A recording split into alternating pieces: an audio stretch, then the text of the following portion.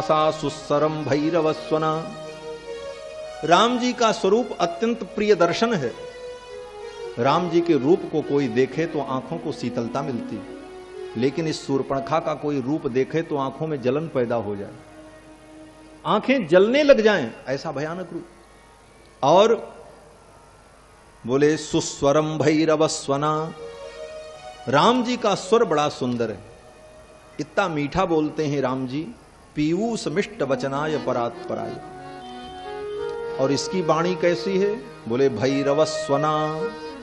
इसका स्वर भैरव स्वर है। भैरव स्वर तो ऐसे लगते हैं ना, प्रातः काल भैरवी में जो लोग गाते हैं एकदम नीची की काली से, ऐसा स्वर उसका करती है, भैरव स्वना। हमारे पूज्य आचार्य जी कहते थे जैसे फटा बांस, फटे बांस को जमीन पर पटको तो फट फट की आवाज आवे, ऐसी भड्ड भड्ड बोलने वाली। और राम जी से ब्याह करने चली आई। महर्षि वाल्मीकि कहते हैं कोई तुलना ही नहीं है, और राम जी से ब्याह करना चाहते। न्याय वृत्तम सुदुर्वृत्ता प्रियम अप्रिय दर्शना।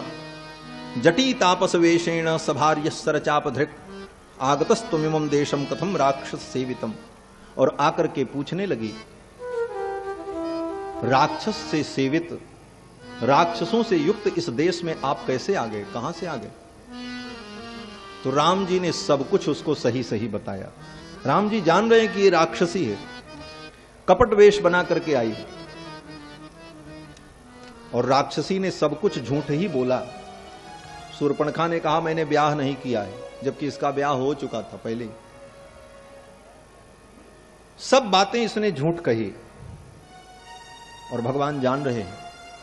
लेकिन भगवान से जब उसने पूछा कि आप यहां कैसे आए, आप कौन हैं, तो राम जी ने शूर्पणखा को सब सत्य सत्य बताया। क्यों? बोले इनको झूठ बोलना आता ही नहीं। महर्षि वाल्मीकि कहते हैं कि ऋजु बुद्धितया सर्वम आख्यातुमुपचक्रमे। ऋजु बुद्धितया, राम जी की बुद्धि ऋजु है। ऋजु माने सीधी है, कोमल है, कपट नहीं है राम जी के अंदर। इसलिए उसने पूछा तो राम जी ने सब सही सही बता दिया। ऐसे तो नीति है कि सठे साठ्यम समाचरेत, सठ के साथ सठता करनी चाहिए, लेकिन राम जी तो ऋजु बुद्धि हैं, इसलिए राम जी ने सब कुछ सत्य सत्य बताया। और गोस्वामी जी ने भी वर्णन किया है कि पुष्प वाटिका में भगवान श्री राम जब गए तो जानकी जी को देख करके भगवान का मन मोहित हो गया। और आने के बाद राम जी ने विश्वामित्र जी को सब बताया,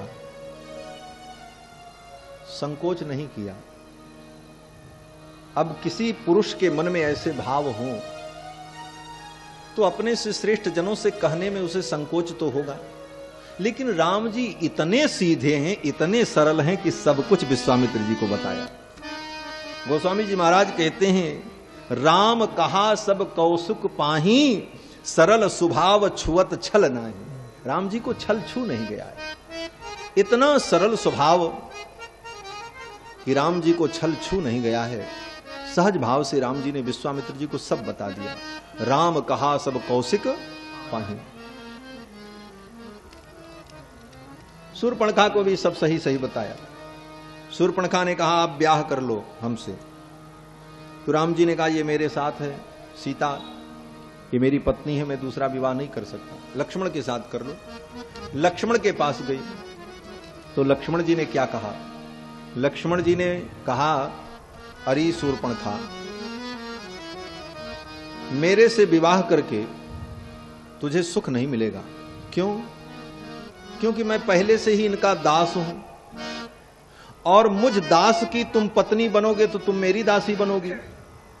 तो कथम दासस्य में दासी, मुझ दास की तुम दासी बनोगी तो तुम्हें सुख नहीं मिलेगा, क्योंकि तुम्हारी जैसी स्त्री किसी की दासी बनकर के नहीं रह सकती, वो तो मालकिन बनकर के रहती, क्योंकि तुम्हारे अंदर जो स्वभाव है वो मैंने देख लिया।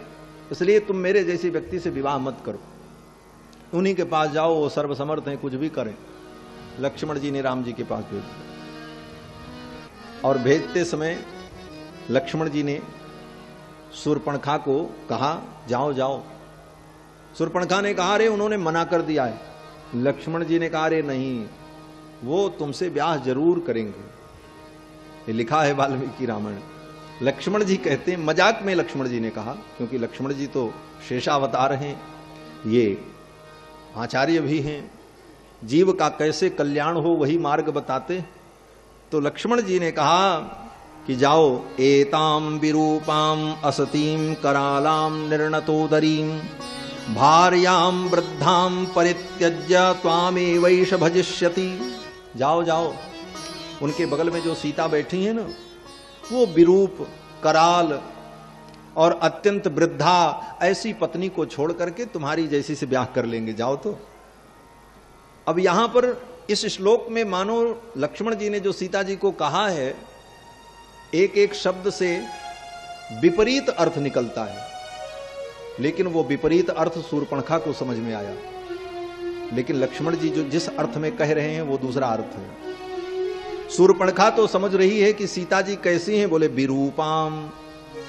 विरूपाम का मतलब विकृत रूपाम, जिनका रूप ठीक नहीं है।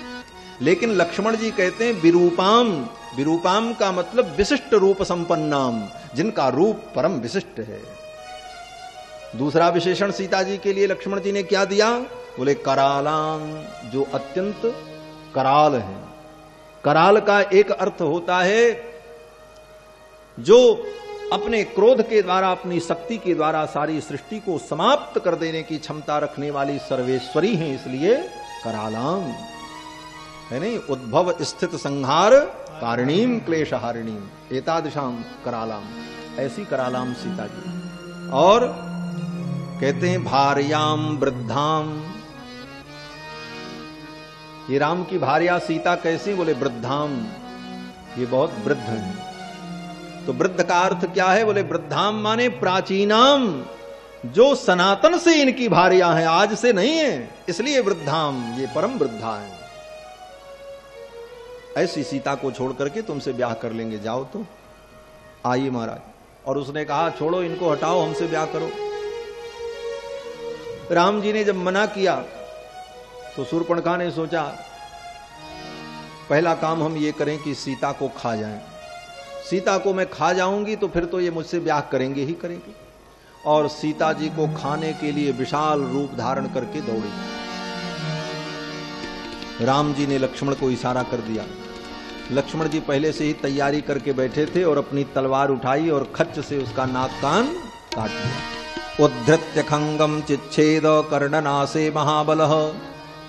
महाबलशाली भगवान श्री लक्ष्मण ने शूर्पणखा के नाक कान को काट लिया। अब तो चिल्लाने लगी, ननाद विविधान नादान, जोर जोर से चिल्ला।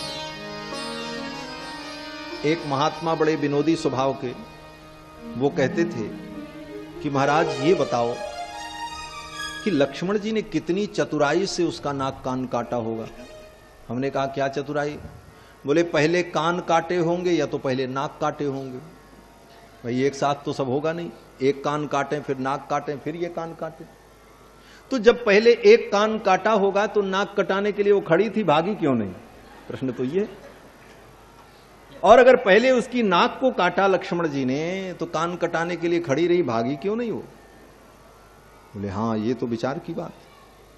बोले लक्ष्मण जी ने भी ऐसा ही सोचा। लक्ष्मण जी ने सोचा कि प्रभु की आज्ञा भई है कि इसका नाक कान दोनों काट लो, और अगर मैं पहले इसका नाक काटूंगा तो ये कान नहीं कटाएगी, भाग जाएगी, और अगर कान काटते हैं तो नाक नहीं कटाएगी, भाग जाएगी। तो क्या करें? तो लक्ष्मण जी महाराज ने जुक्ति लगाई। क्या जुक्ति लगाई? लक्ष्मण जी ने धीरे से बुलाया, इधर आओ, ब्याह करना चाहती? बोले हाँ। बोले ठीक है, हम तैयार हैं ब्याह करने के लिए।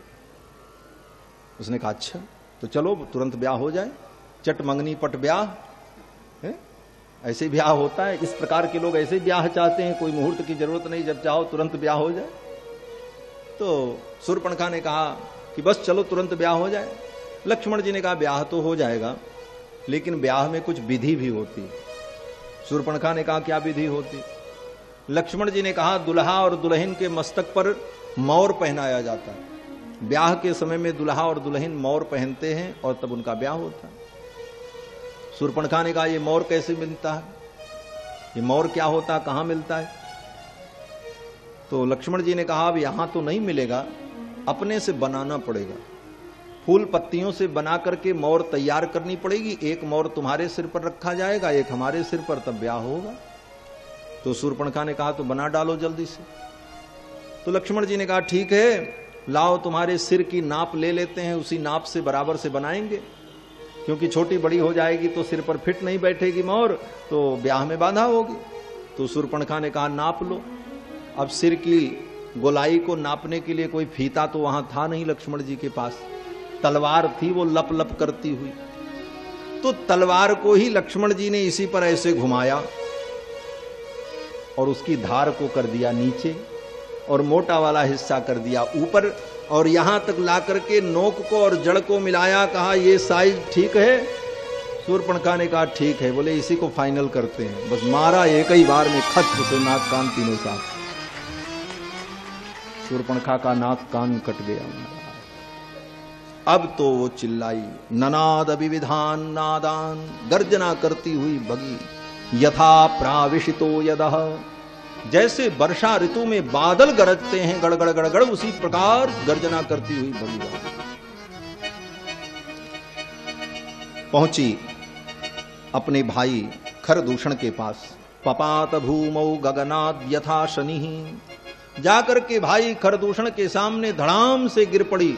लग रहा था जैसे शनि देवता आकाश से जमीन पर गिर पड़े, क्योंकि काली काली भयानक थी।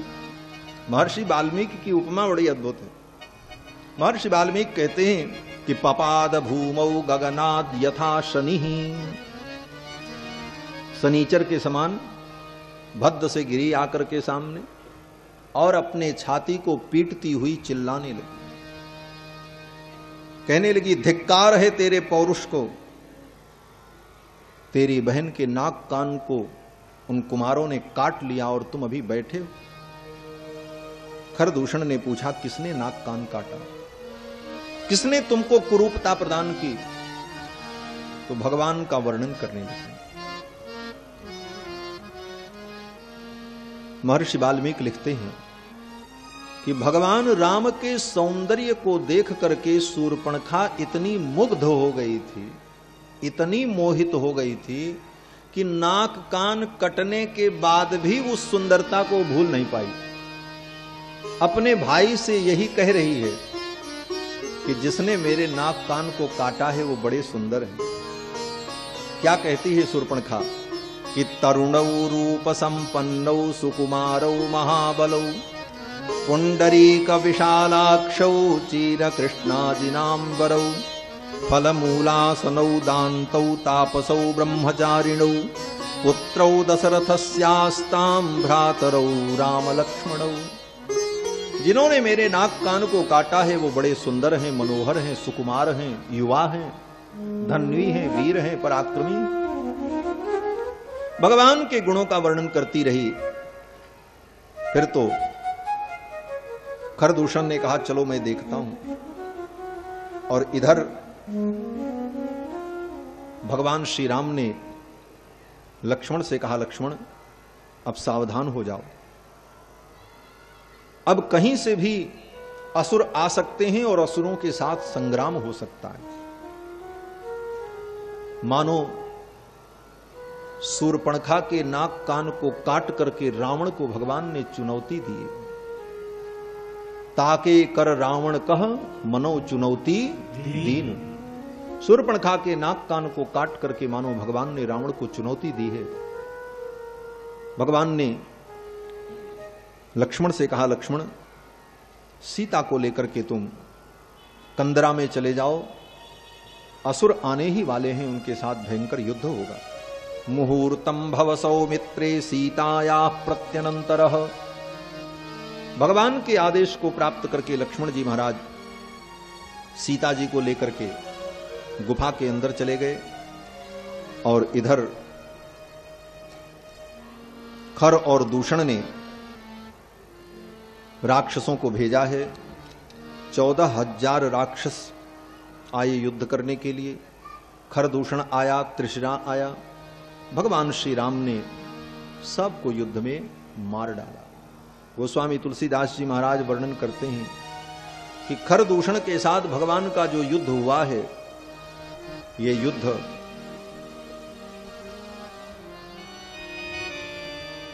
बड़ा विलक्षण युद्ध।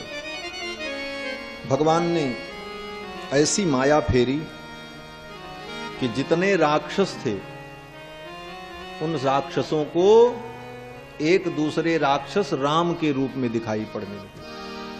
आपस में ही सब लड़ने लगे 14,000 राक्षस। देखई परस पर राम हरि संग्राम रिपुदर लगे मरो। देखई परस पर राम हरि संग्राम रिपुदर लगे मरो। संग्राम रिपुदर लगे मरो। सूर मुनि समय प्रभु देखे माया नाथ अति कौतुक करो। सुर मुनि समय प्रभु देखे माया नाथ कौतुक करो। परस पर राम करे संग्राम रिपुदर लगे मरो। संग्राम रिपुदर लगे मरो। संग्राम रिपुदर लगे मरो। 14,000 राक्षसों के सहित खरदूषण और त्रिशरा को भगवान ने युद्ध में मार डाला। जब सभी राक्षस मर गए तो श्री जानकी जी को लेकर के श्री लक्ष्मण जी महाराज कंदरा से बाहर आए और श्री जानकी जी ने भगवान को स्वस्थ देखा। इतने 1000 असुरों से अकेले युद्ध करते हुए एक भी खरोच नहीं आई भगवान के ऊपर, एक बाण भी नहीं लगा राम जी को। तो सीता जी बहुत प्रसन्न हुई। तम दृष्ट्वा शत्रुहंतारम महर्षीणाम सुखावहम। शत्रुहंतारम, शत्रुओं का वध करने वाले राम को देखकर महर्षीणाम सुखावहम, महर्षियों के सुख का संवर्धन करने वाले राम को देखकर बभूव हृष्टा वैदेही भरतारम परिसस्वजे। अत्यंत प्रसन्न होकर के श्री जानकी जी ने भगवान को अपने हृदय से लगा लिया।